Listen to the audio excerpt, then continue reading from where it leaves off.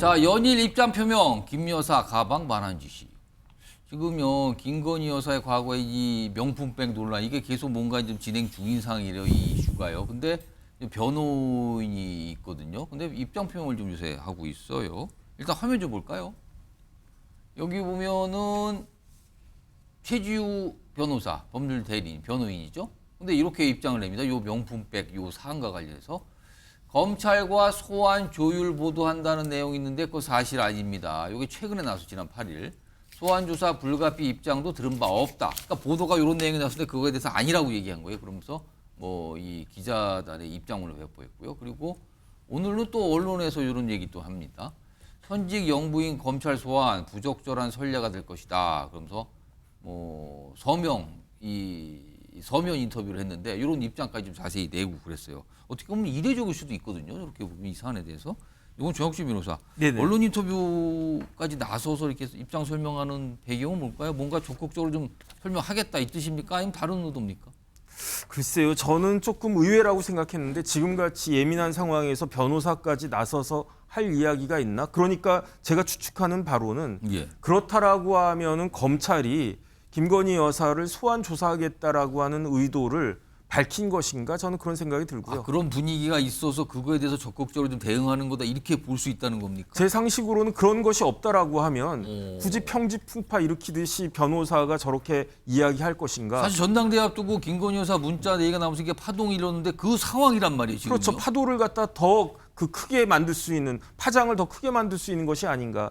제 개인적인 생각으로는요. 최지우 변호사 말이 법리적으로는 맞는 말이에요. 어차피 이건 처벌할 수가 없는 그런 상황입니다. 그러니까 이제 그거 안 하고 그냥 끝낼 수도 있는 건데 더군다나 최재형 목사가 뭐라고 그랬습니까? 대가나 뭐 그런 것들 전혀 없었다고 그냥 인사 선물 치레로 그냥 드린 거다라고 이렇게 이야기했었으니까 더더군다나 그런데 정무적으로 따졌을 때는 어떤가? 그 부분은 제가 잘 모르겠단 말이죠.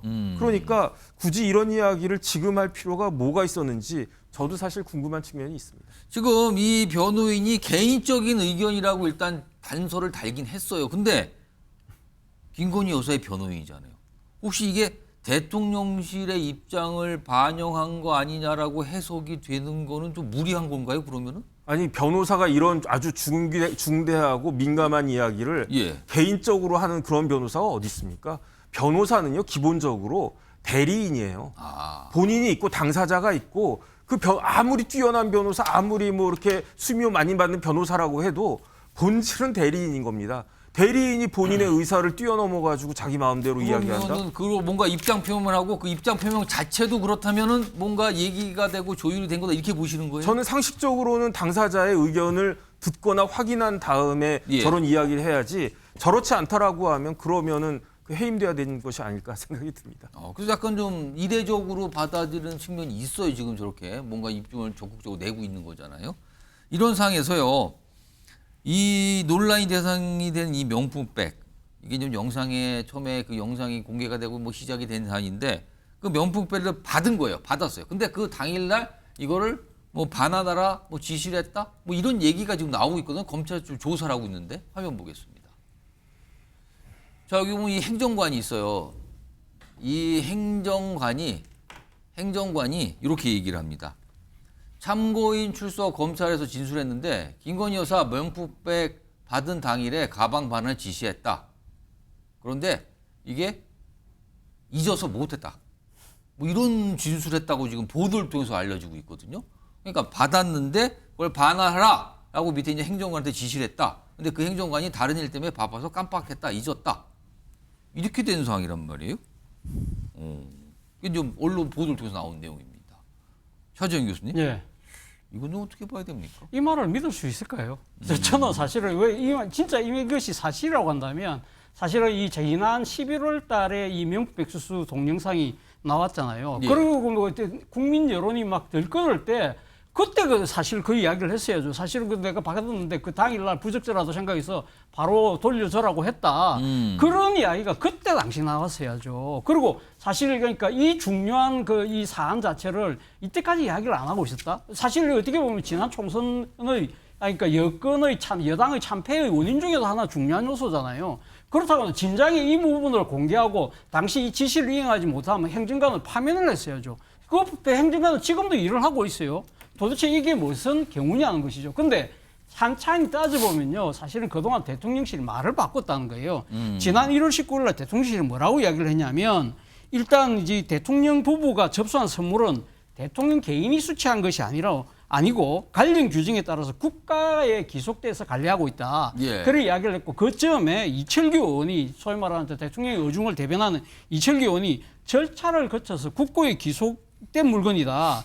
이걸 갖다가 반환하면 국고행정죄다. 그래서 누구도 반환 못한다. 이 가방은 벌써 대한민국 정부 것이라고 이야기를 했거든요. 그러면 지금 이제 와서 그러니까 돌려준다는 이야기는 그 전에는 반환하면 횡령이라 했는데 이게 좀 말이 뒤바뀌는 거잖아요. 근데 아마도 이 지금 이렇게 말을 그러니까 지금 논리를 바꾸는 이유는 결국 지금 아까 그 대법률 대리인 그 변호사가 뭐라고 이야기했냐면 현직 영부인을 소환하는 건 부적절하다. 예, 예. 그 이야기를 강조하기 위해서 당시 그 김건희 여사는 부적절한 행위를 했지만 그걸 바로잡으려는 노력을 했는데 지시를 했는데 그렇기 때문에 사실은 이제 그런 식으로 이제 면피를 하려고 하는 면피를 하려고 하는 그러한 이야기가 아닐까 하는 생각이 드는데 논리적으로 저는 뭐 국민들이 이게 지금 말이 안 된다 받아들일 가능성이 높다고.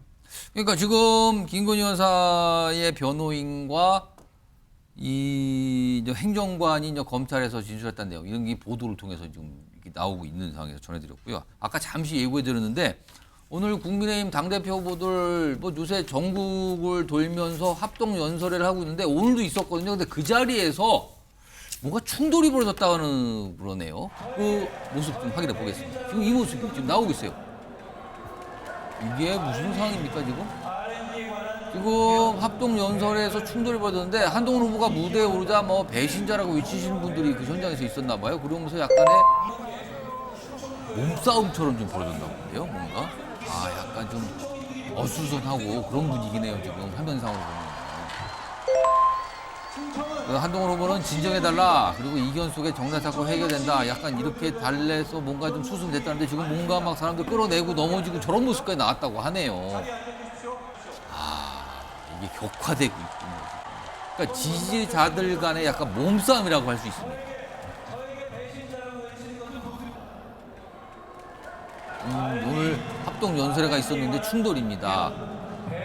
무대에 오르자 배신자다. 저 모습이 좀 영상으로 지금 속보로 들어왔습니다. 영상 속보. 자, 짧게 제가 김초롱 교수님하고 김지우 부대변인께 한 1분씩만 드릴게요.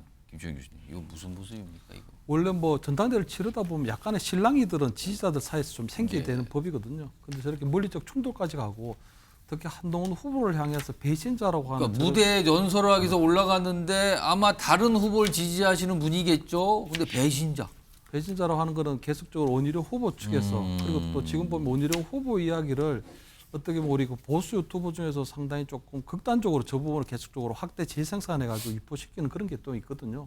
그러다 보니까 아무래도 확정 편향을 가진 그런 당원들 사이에서는 적극적으로 나와서 저렇게 하는 것 같은데 저런 모습들은 결국은 굉장히 조금 안 좋은 모습이죠. 안 좋은 모습이고 전당대회를 통해서 우리가 얻으려고 하는 컨벤션 효과는 없고 마이너스 효과가 나을 뿐이다. 이런 말씀 드리고 싶습니다. 민주당 수석이신 김지우 부대변인 뭐 한 말씀 해주시죠. 보셨는데. 글쎄요, 참. 이 전당대회를 하면은 서로 지지자들끼리 그런 격화되기는 하는데 저희는 사실은 뭐 응원전을 하고 굉장히 축제 같은 분위기인데 뭔가 저렇게 물리적인 충돌이 있고 험악한 분위기가 연출되고 사실 후보들 간에 대화하는 것도 어떻게 보면 정말 경쟁하는 정당보다 더 심한 그런 불법적 의혹을 제기하고 지지자까지 이렇게 물리적 충돌이 있는 걸 보니까 좀 무섭기까지 합니다. 그래서 조금 전당대회가 어떤 통합을 위한 새로운 지도부 탄생 2년간의 노선투쟁의 장이 돼야지 그렇게 감정이 격화돼서 정말 추태를 보이는 전당대회라면 누가 저런 걸 원할까요? 그래서 좀 국민의힘 지지층이나 정치 지도자 분들도 좀 잘 성찰해서 개선했으면 합니다. 자, 지금 영상으로 좀 속보가 들어왔습니다. 약간 좀 뭐라 그럴까요? 저런 모습이 있어서는 안 된다. 지금 정치권 그리고 특히 국민의 내부에서 걱정을 많이 하는데 오늘 약간 저런 물리적 충돌의 모습이 좀 있어서 속보로 전해드렸습니다.